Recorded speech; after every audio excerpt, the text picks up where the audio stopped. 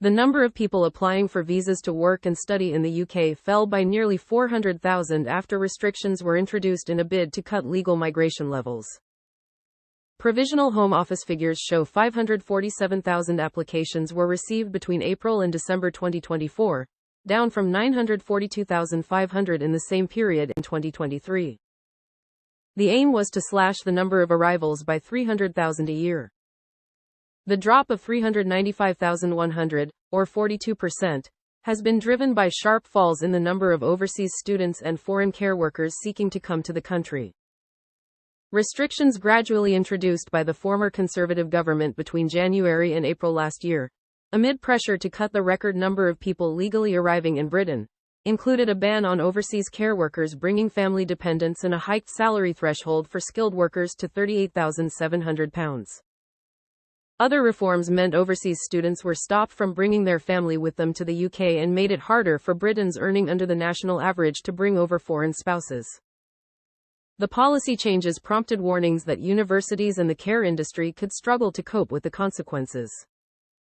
The overall drop of 42% in visa requests for main applicants and dependents masks big differences in the size of the fall across the different categories of immigration papers available, according to PA News Agency analysis of the latest figures published on Thursday. Applications to come to the UK on a health and care worker visa fell by a much steeper figure of 79%, from 299,800 in April to December 2023 compared with 63,800 in the same period in 2024. The social care sector previously hit out at the potential ramifications of the dependents ban, branding it brutal, and blaming the policy for cutting a lifeline of overseas staff. There was a 29% drop in sponsored study visa numbers, down from 546,100 in the 9 months from April to December 2023, compared with 389,800 in the equivalent period last year. Universities have warned of significant financial concerns as a result of frozen domestic tuition fees and a decline in overseas students following the policy changes.